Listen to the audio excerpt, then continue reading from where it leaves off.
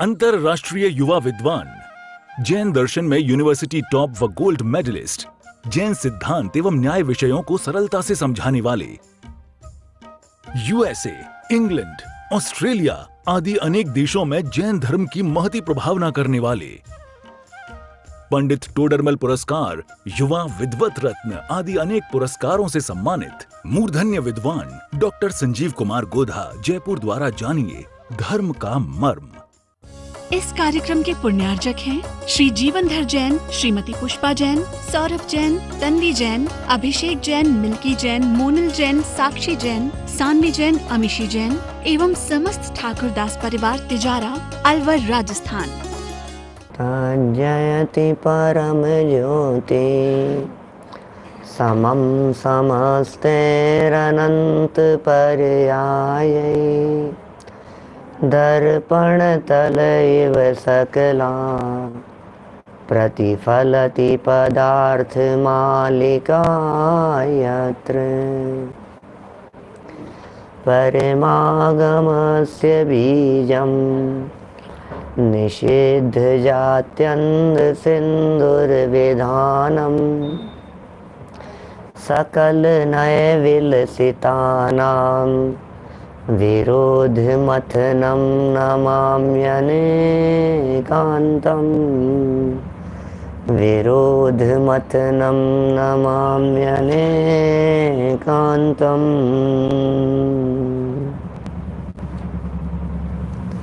प्रोषदोपवास की अपनी यहाँ चर्चा चल रही थी। प्रोषद के साथ उपवास किया जाना चाहिए। सामायिक में और अधिक दृढ़ता के लिए यह प्रोषदोपवास नामक व्रत कहा गया था। जो जीव इस प्रोषदोपवास का पालन करता है वह जीव नियम से सामायिक में दृढ़ होता है, उसके सामायिक उत्कृष्ट रीति से संपन्न होती है। उपवास के लिए अष्टमी और चतुर्दशी को तो यहाँ नियम बतलाया ही गया है।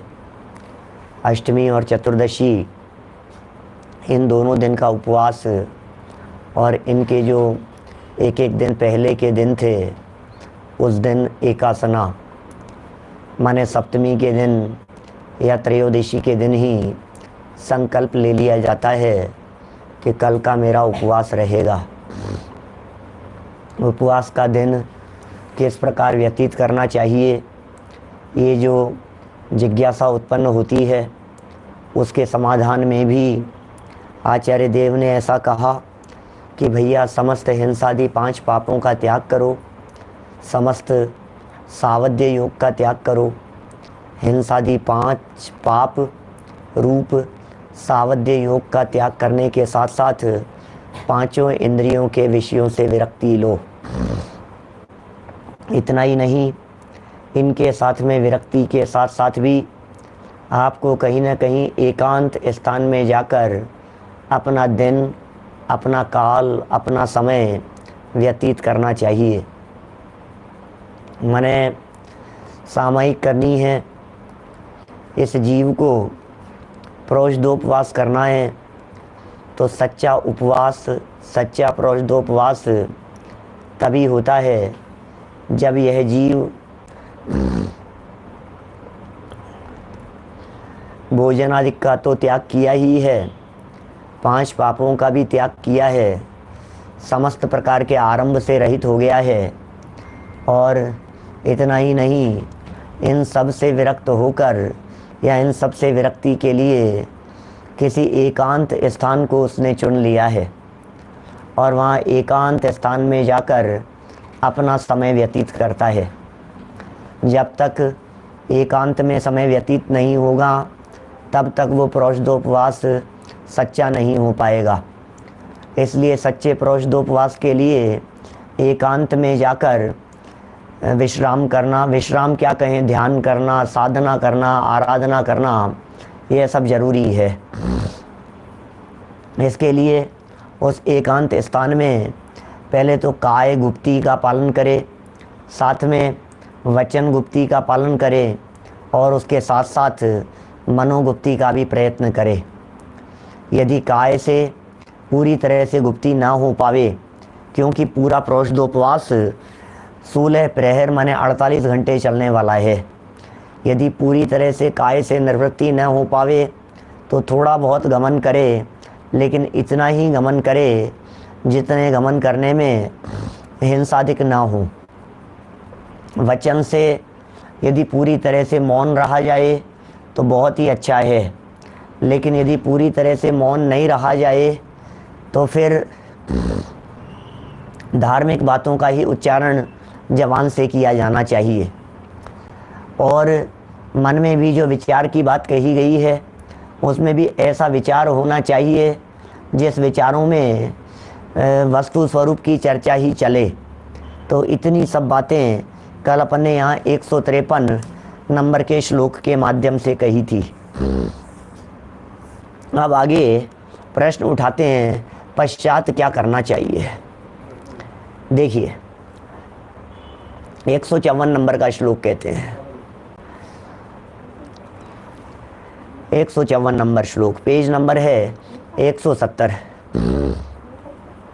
धर्म ध्यानासक्तो वासरमति वाह्य विहित सांध्य विधिम शुचि संस्तरे त्रियामाम गमयेत स्वाध्याय जित निद्र है। अन्वयार्थ में कह रहे हैं, विहित सांध्य विधिम, प्रातः काल तथा संध्या काल की सामायिक आदि क्रिया करके, माने उपवास का काल जो बिताना है ना हमारे को, उपवास के काल में शुरुआत कहाँ से की? प्रातः काल की सामायिक से।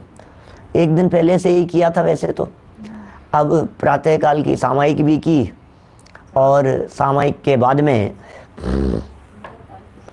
सामायिक क्रिया करके धर्म ध्यानासक्त है, धर्म ध्यान में लीन होकर, धर्म ध्यान सुबह सामायिक कर ली, अब भोजन तो करना नहीं है, अधिक से अधिक अपना समय धर्म ध्यान में व्यतीत किया।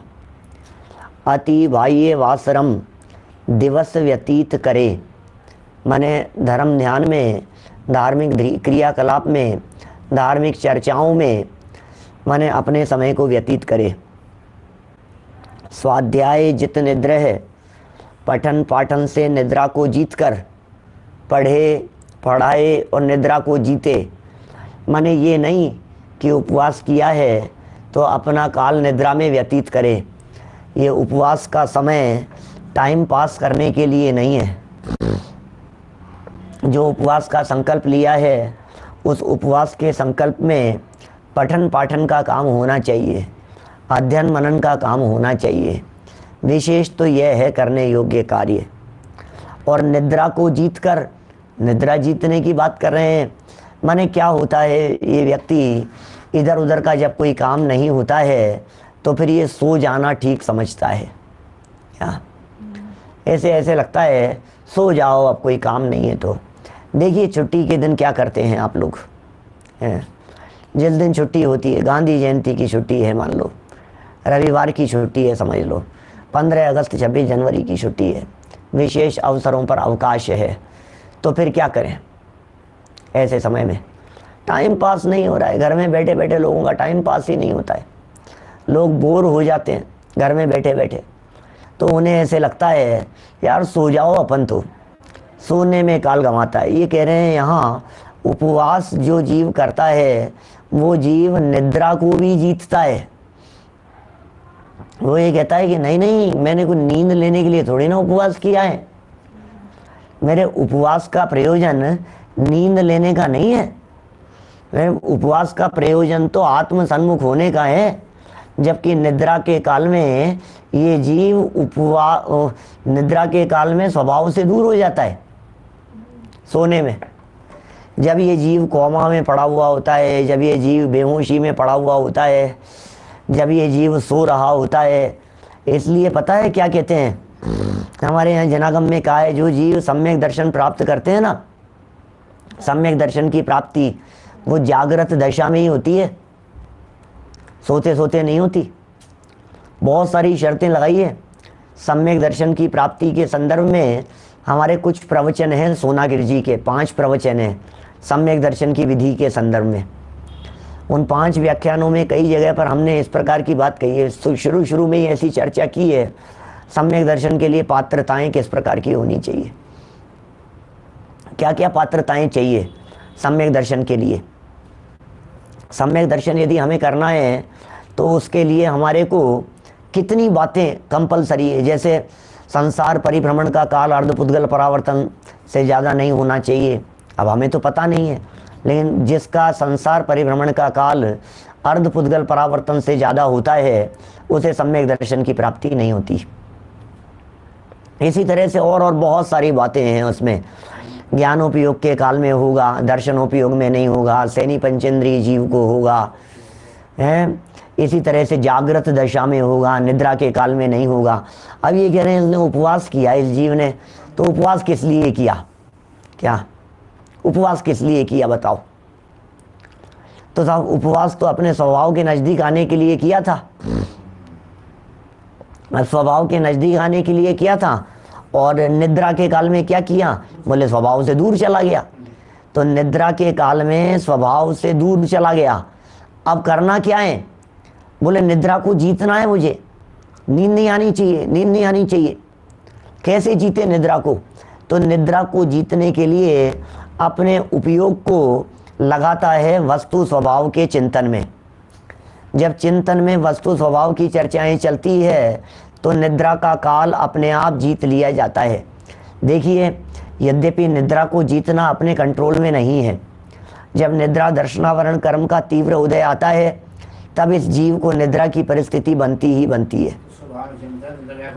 क्या माने, तब तो निद्रा आएगी, मतलब जब तीव्र उदय आएगा ना तो आएगी ही आएगी निद्रा। लेकिन क्या करें, उस निद्रा आ रही हो, हल्की आ रही है, तो उपयोग को और अधिक जमाने का प्रयास किया, अपने आप के साथ में जोड़ने का प्रयत्न किया। और सच में जिस चीज़ में आनंद आ रहा होता है, देखो जहाँ प्रमाद हो रहा होता है इसका मतलब है कि वहाँ मन नहीं लग रहा है। जहाँ मन लग रहा होता है वहाँ ये जीव प्रमादी नहीं होता।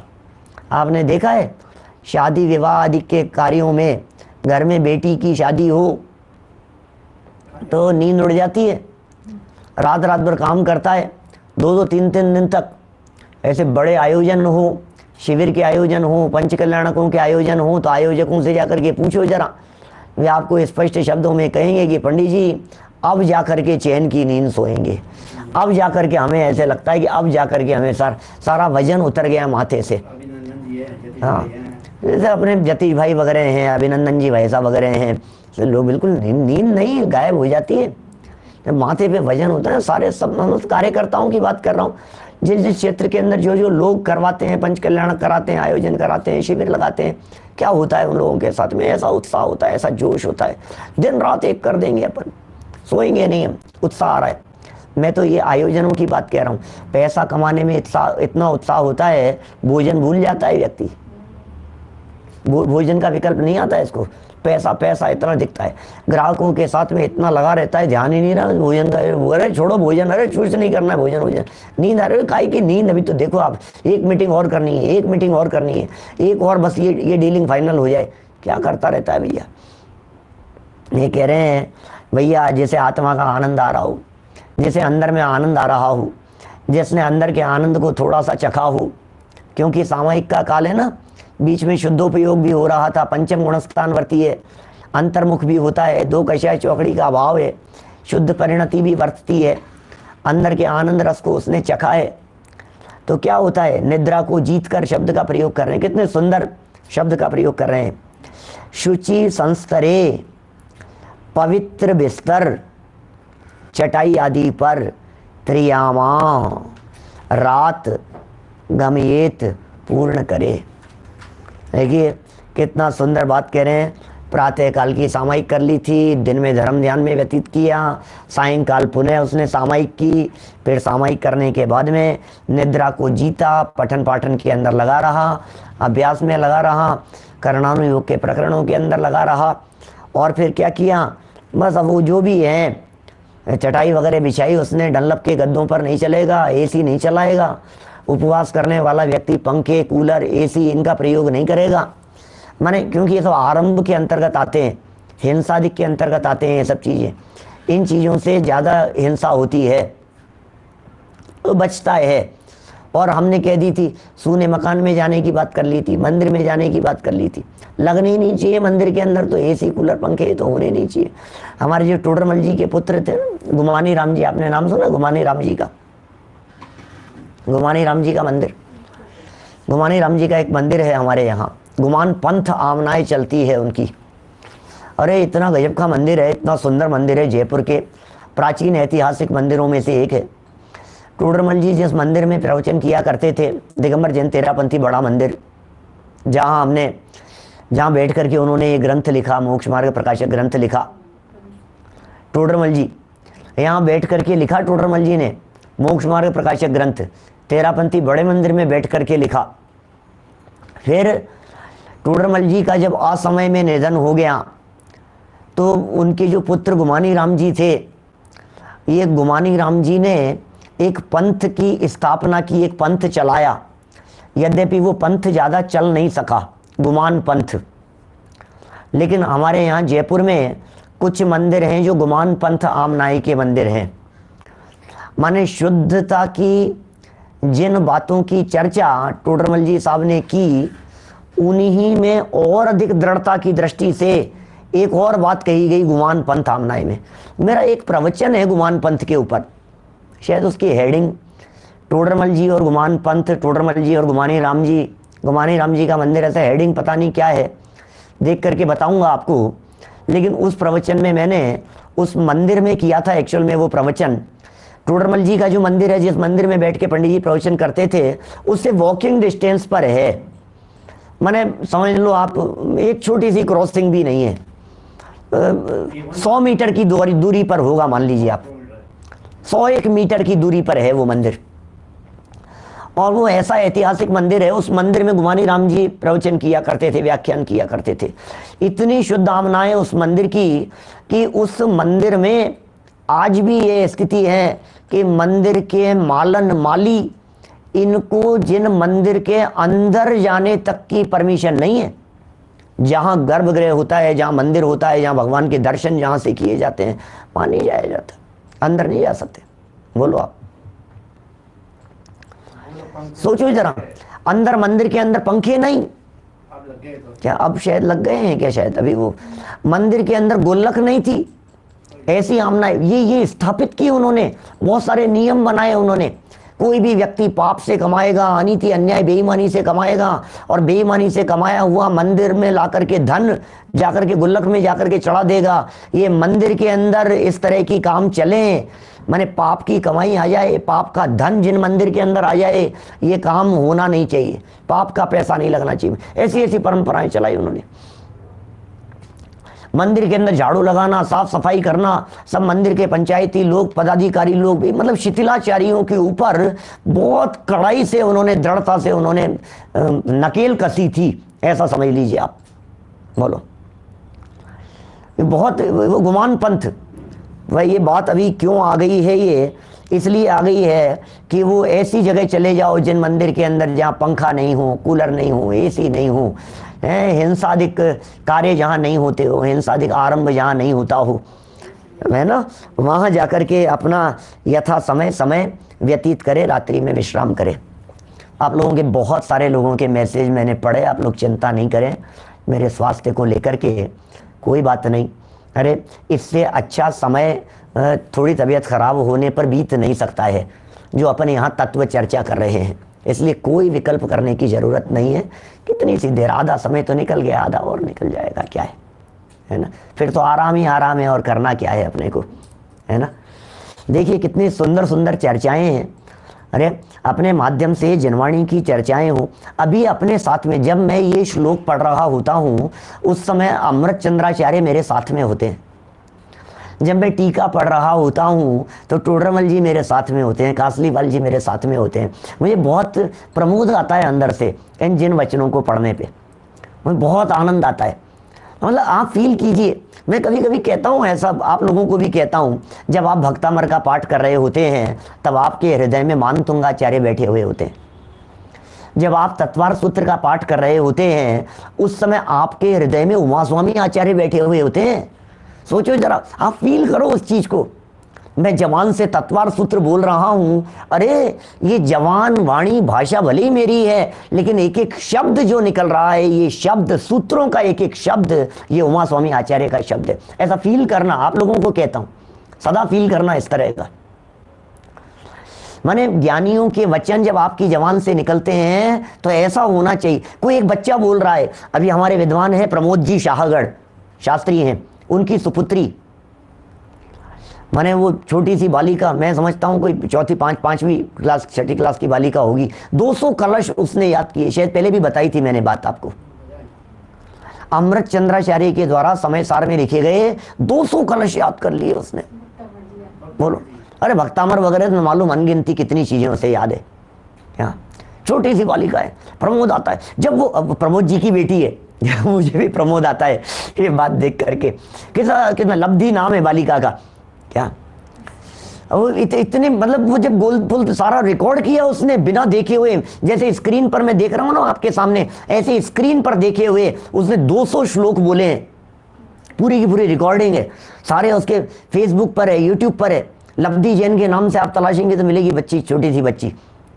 अब जब वो बच्ची बोल रही है, आप ये मत समझो वो बच्ची बोल रही है, आप ये समझो अमृत चंद्र आचार्य बोल रहे हैं। माने संस्कृत में, संस्कृत की बात कह रहा हूं, हिंदी नहीं, संस्कृत में। इसलिए एक बात और, अब देखो बीच में बात आ गई है तो बात कह देता हूं। कभी कोई व्यक्ति किसी का पाठ कर रहा हो, स्तुति बोल रहा हो, भक्ति बोल रहा हो, भक्तामर तत्वार सूत्र का पाठ कर रहा हो, रत्नकरण श्रावकाचार्य का स्वाध्याय कर रहा हो, पुरुषार्थ सिद्धि उपाय ग्रंथ पढ़ रहा हो, द्रव्य संग्रह पढ़ रहा है, समय सार पढ़ रहा है, डोंट डिस्टर्ब, बिल्कुल डिस्टर्ब मत कीजिए उसे, क्योंकि आपके द्वारा किया गया डिस्टर्बेंस वो उस व्यक्ति के लिए नहीं। अरे कभी कभी सोचते हैं, अरे मैंने उसकी ऐसी की तैसी कर दी, क्या स्वाध्याय कर रहा था, स्वाध्याय लगा रखी थी उसने, है? बोलो, स्वाध्याय लगा रही, ऐसी खिंचाई की उसने, बंद कर दिया शास्त्र। भैया तुम्हारे द्वारा चलाया गया तीर उस व्यक्ति के ऊपर नहीं लगाए, उमा स्वामी आचार्य पे लगाए। आप कौन सी गलत फहमी में हो? उसके हृदय में तो उमा स्वामी आचार्य बैठे हुए थे, उसके हृदय में तो अमृत चंद्राचार्य बैठे हुए हैं। आप किसे देख रहे हो? मैं इस संबंध में वो पद्म पुराण का प्रसंग सुनाता हूँ हमेशा। प्रसंग आ गया, सुन लो, कहानी थोड़ा सा मन बहल जाता है, थोड़ी सी कहानी किससे हो जाते हैं तो थोड़ा उपयोग थोड़ा सा लाइट हो जाता है। थोड़ा सा ये तो करना है धर्म ध्यान के नाम पे, करते क्या है अपन। धर्म जी भाई साहब सुनो, सुना है कि आपने सुना होगा, मैं कई बार प्रवचनों के अंदर कहता हूँ। अब आप लोगों ने कितने प्रवचन सुने हैं मेरे पता नहीं, 100 200 400 भी सुने होंगे तो भी पता नहीं आया हो कि नहीं सुनने में। सुनो, पद्म पुराण का प्रसंग है और बहुरूपिणी विद्या सिद्ध करने के लिए रावण कैलाश पर्वत पर चला गया था। बहुरूपिणी विद्या के लिए चला गया, सिद्ध करने के लिए। व्हाट्सएप पर तो अभी आया होगा, मैं तो पिछले 20-25 साल से 27-28 साल से सुना रहा हूँ ये प्रसंग। सुनो, तो बहुरूपिणी विद्या सिद्ध करने के लिए वहां चला गया, आराधना करने लगा शांतिनाथ भगवान की, विद्या सिद्ध करने के लिए, न मालूम क्या क्या उसके वो सब चल रहा था। इधर से लक्ष्मण आए और लक्ष्मण ने आकर के क्या किया, तैयारी कर रहे थे सब, और धनुष बाण तैयार कर रहे हैं। तैयार, वो कहाँ जा रहा है भाई, तू जा कहाँ रहा है तो बता। अरे नहीं, ये मौका सही है, वो विद्या सिद्ध कर लेगा तो अनर्थ हो जाएगा, और जा करके एक तीर लगाऊंगा सीधा उसके इसी समय। विद्याएं कुछ नहीं है अभी उसके पास में, क्या। अरे साहब अब देखो, अब बात, अब ये बोला, रामचंद्र जी ने बोला, यार क्या बात कर रहा है, तेरे में इतनी अकल नहीं है, शांतिनाथ भगवान के ऊपर तीर चलाएगा। अरे ज्येष्ठ भ्राता, आप क्या बात कर रहे हैं, आपको मेरे निशाने पर इतना भी भरोसा नहीं है? रावण के ऊपर तीर चलाऊंगा और शांतिनाथ भगवान के ऊपर लग जाएगा, आप कैसी बात कर रहे हैं? तो रामचंद्र जी ने जो बात कही वो बात यहां लागू होती है, क्या ये यहां सिद्ध होती है ये बात। समझ में आ रही है बात? क्या कही रामचंद्र जी ने? रामचंद्र जी ने कही, अरे नादान भाई सुन तो सही, तेरा निशाना तो अचूक है, मैं जानता हूं, तेरा निशाना तो सीधा रावण के हृदय पर लगेगा, लेकिन मुझे ये बात बता, रावण के हृदय में इस समय बैठा हुआ कौन है? क्या? कौन बैठा है रावण के हृदय में? रावण जिस समय भावपूर्वक भक्ति कर रहा है, उसके हृदय में शांतिनाथ भगवान बैठे हुए हैं। ओहो, शांतिनाथ भगवान की भक्ति करते समय, शांतिनाथ भगवान की स्तुति करते समय, शांतिनाथ भगवान का गुणानुवाद करते समय अंदर में शांतिनाथ भगवान बैठे हुए हैं और तुम चला रहे हो तीर लगा सीधा हृदय में। हृदय में बैठे हुए हैं शांतिनाथ भगवान। सोचो तो सही, वो तीर किसके ऊपर लग रहा है? भगवान के ऊपर लग रहा है। इस बात को आधार बना करके मैं ये कहता हूं, जब आप ये पुरुषार्थ सिद्धि उपाय ग्रंथ पढ़ रहे हैं तो आपके हृदय में अमृत चंद्राचार्य बैठे हैं। जब आप तत्वार सूत्र बोल रहे हैं, आपके हृदय में उमा स्वामी आचार्य बैठे हैं। बच्चों की कहता हूं, छोटे छोटे से बच्चों की बहुत हैं, पूरे छोटे छोटे से बच्चे पूरे देश में जिन्होंने छोटी छोटी सी चीजें सब याद करते रहते हैं। हमारे चिंतामन शास्त्री हैं, इनका सुपुत्र है आर्जव, वो तत्वार सूत्र सुनाता है। 4 साल का है वो तो, छोटा सा बालक। हमारे आर्जव भी, मेरा सुपुत्र, ऐसे बहुत छोटा सा था, तब से ऐसे सुनाता था फर्राटे से सब चीजें, कुंद शतक, ये वो पूजाएं, अर्घ और मालूम क्या क्या, फटाफट फटाफट फटाफट सब बच्चे ऐसे सब। देखो भाई, ये जिनवाणी की चर्चाएं हैं, हृदय में कंठ में बस जाए, इससे अच्छी कोई बात हो नहीं सकती है। हमेशा आपकी आंखें काम करेगी इस बात की गारंटी नहीं है, हमेशा आपके कान काम करेंगे इस बात की गारंटी नहीं है। इसलिए क्रमबद्ध की चर्चा करते समय मैंने हमारे श्रोताओं को, साधर्मियों को भी ये बात कही कि आप कम से कम वो 3 गाथाएं जरूर याद कीजिए। उल्लास भाई तो मुझे सुनाने वाले हैं, इन्होंने वादा किया है मेरे से, ये 3 गाथाएं सुनाएंगे ना जिग्नेश भाई? क्या जितेंद्र जी भाई साहब मालकापुर वाले, आपसे भी सुनूंगा 3 गाथाएं। कभी किसी भी दिन मूड होगा तो फोन करके आपसे सुनूंगा, याद करना 3 गाथाएं कार्तिक अनुप्रेक्षा की। जम जस्स जम्मी देशे जेण विहाणेण जम्मी कालम्मी नादम जिनेण नियदम जम्मम वा एवं मरणम वा तम तस्स तम्मी देशे तेण विहाणेण कम्मी कालम्मी को सक्कदि वारेदुम इंदो वाते जिंदो वा एवं जो निश्चयदो जानदि दव्वाणी सब पज्जाए सो सद्दिट्ठी सुद्धो जो संकदि सोहु कुद्दिट्ठी। क्या श्रद्धा करो भाई साहब, समयो एक बड़े नहीं घटती, जो सुख दुख की पीड़ा रे। एक समय मात्र के लिए भी सुख और दुख की परिस्थितियों को घटाया और बढ़ाया नहीं जा सकता है। इस बात पर श्रद्धा करने वाला व्यक्ति सम्यक दृष्टि होता है, ज्ञानी होता है, भेद विज्ञानी होता है। क्या बातें, बड़ी गजब की बातें हैं भाई साहब। देखिए सुनिए, ये कर ली है, जिन लोगों ने कर ली है उनको बहुत बहुत धन्यवाद, उनका बहुत बहुत आभार, उनका अभिनंदन है।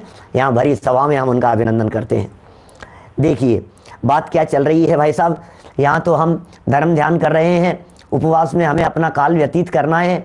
उपवास के समय में नींद नहीं लेनी है, शांति से अपना काल व्यतीत करते रहो, निर्विकल्प होकर के शांत रहो, सहज रहो, निर्विकल्प रहो। देखिए टीका पढ़ते हैं यहाँ 170 नंबर पेज पर। टीका, धर्म ध्यानासक्तो वासरम अतिवाह्य विहित सांध्य विधिम स्वाध्याय जित निद्रह शुचि संस्तरे त्रियामाम गमयेत। क्या कह रहे हैं? उपवास अंगीकार करके श्रावक धर्म ध्यान में लीन होकर दिवस पूर्ण करके, वैसे यहाँ तक की चर्चा तो पिछले श्लोक में भी कह दी थी, यहाँ पुनः उसी प्रकार की बात आ गई कि आपने जो उपवास अंगीकार किया था तो क्या करना था? धर्म ध्यान में काल व्यतीत करना था अपना। समय कहाँ बिताना था आपको? धर्म ध्यान में समय बिताना था। धर्म ध्यान में लीन होकर दिवस तो पूर्ण करे, पूरा दिन तो अपने बिताया। फिर क्या करें? तथा संध्या समय, शाम के समय, अब संध्या समझ गए आप, जोड़ रूप काल है। दिवस पूरा हो गया, रात्रि हुई नहीं, दिवस और रात्रि की संधि, ये संध्या क्यों कहते हैं इसको? संध्या, संधि, संधि है इसमें। दिन और रात, इन दोनों कालों की जो संधि है, ये काल कहलाता है संधि का काल। 4 कालों को संधि काल कहा गया है। वैसे प्रातः काल भी संधि काल कहलाता है, सूर्योदय का काल वो भी संधि काल है, दोपहर में 12 बजे का काल भी संधि काल कहलाता है, और एक अर्धरात्रि का, मध्य रात्रि का जो काल है वो भी संधि काल कहलाता है ना। शाम का बता ही दिया मैंने। प्रातः काल हो गया, दिन के बीच का काल हो गया 12 बजे का काल, और फिर इसके बाद में संध्या काल हो गया, सांझ समय, और फिर उसके बाद में वो मध्य रात्रि का काल कह दिया हमने। तो ये सब संधि काल कहलाते हैं। ये संध्या काल के समय, अभी ये संध्या काल इस शब्द का जो प्रयोग है ये वास्तव में रूढ़ हो गया है शाम के समय के लिए, ऐसा रूढ़ हो गया है। संध्या काल क्या करना चाहिए? संध्या काल, इस संध्या काल के सामायिक आदि करके यथाशक्ति स्वाध्याय करते हुए, यथाशक्ति स्वाध्याय आदि करते हुए रात्रि व्यतीत करें। बोलो, रात्रि व्यतीत करें इस तरह की। ये कुछ और भी लिख रहे हैं, निकल गया, कुछ पूरा पढ़ नहीं पाया मैं। ये बहुत सारे श्लोक याद हैं, कोई महाराज साहब हैं उनको याद हैं, 20,000 गाथाएं, ऐसा लिखा है शायद, 20,000 गाथाएं याद है। बड़ी अच्छी बात है भाई, बहुत अच्छी बात है।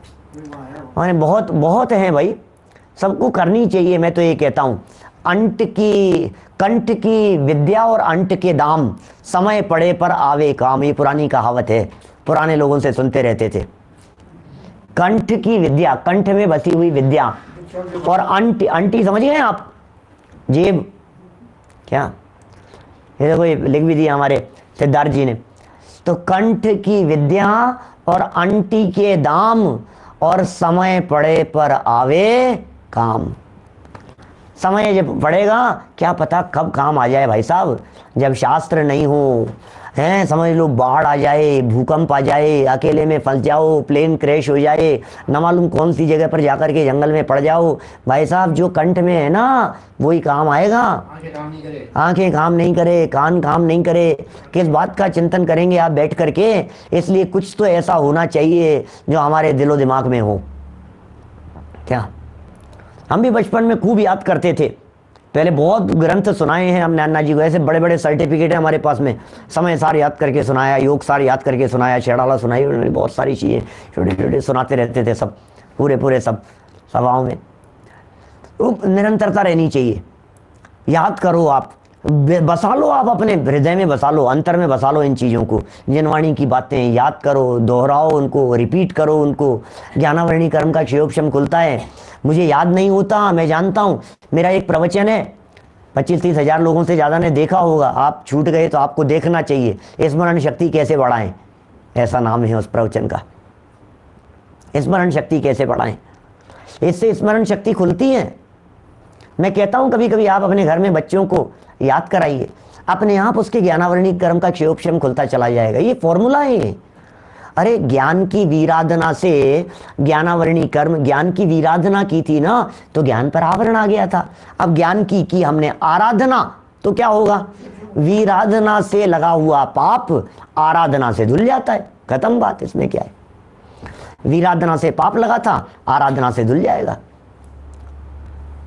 बीते प्रभु आराधना में हर घड़ी मेरी, बड़े पंडित जी साहब की पंक्तियां हैं, हर घड़ी मेरी आराधना के अंदर बीते। आराधना करो, आराधना करो, आराधना करो। जो आराधना नहीं कर रहा वो वीराधना कर रहा है, जो आराधना नहीं कर रहा वो वीराधना कर रहा है। करो भैया, याद नहीं होता है चिंता मत करो। 2 गाथाएं याद करो, 2 श्लोक याद करो, ग्रंथों के मंगलाचरण याद करो, छोटी छोटी सी चीजें याद करने में अपना उपयोग लगाओ। मेरी भावना याद करो, भक्तामर याद करो, तत्वार सूत्र याद करो, प्रभु पतित पावन याद करो, स्तुति याद करो। अन्ना जी तो हमारे कंठपाठ योजना के जनक हैं। क्या सच में युगों युगों तक लोग याद करते रहेंगे हमारे ब्रह्मचारी यशपाल जी को, अन्ना जी को। उन्होंने ये योजना चालू की, उन्होंने इसकी एक मुहिम छेड़ी, उन्होंने जन जन में प्रचार प्रसार किया। हमने भी सब 1990 के आसपास जो याद किया वो अन्ना जी की प्रेरणा से ही याद किया था। 90, 91, 92, 93, 94 तक जो बहुत सारी चीज़ें याद कर करके सुनाई उनको।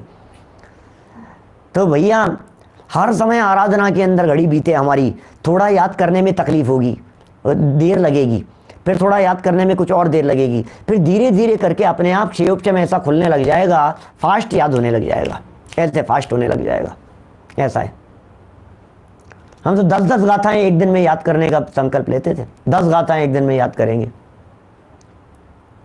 हमारे सुनील जी शास्त्री थे नाके, वो याद कराते थे।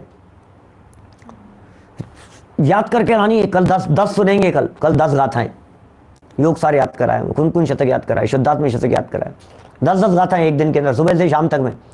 जेब में किताब रहती थी, दिन भर चलता रहता था वही क्या बोलो। देखिए बातें सब क्या कह रहे हैं यहाँ, ये तो आपने स्मरण की बात कही, मैंने इसलिए इतनी बात कही है। भावार्थ पढ़ते हैं अपन तो, इसलिए देखो ये जो अपन ने मौन ले लिया है, अपन एकांत स्थान में जाकर के बैठ गए हैं, वहाँ पर कुछ भी नहीं है, साधन नहीं है, सुविधाएं नहीं है, सब कुछ छोड़ दिया है। अब उपवास के अंदर काल व्यतीत करना है। अरे भाई उपवास का काल हो या सामायिक का काल हो, मैक्सिमम समय तो चिंतन में बीतना चाहिए ना। पिछले दिनों में जो मैंने आपके बीच में सामायिक की चर्चाएं की, क्या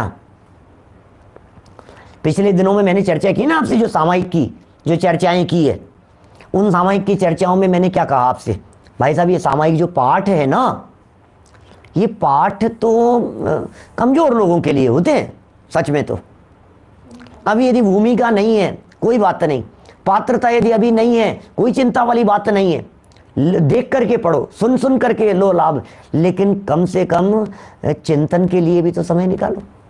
चिंतन तो असली खुराक है। इस कार्यक्रम के पुण्यार्जक हैं श्री जीवनधर जैन, श्रीमती पुष्पा जैन, सौरभ जैन, तन्वी जैन, अभिषेक जैन, मिल्की जैन, मोनल जैन, साक्षी जैन, सानवी जैन, अमीशी जैन एवं समस्त ठाकुर दास परिवार तिजारा, अलवर, राजस्थान।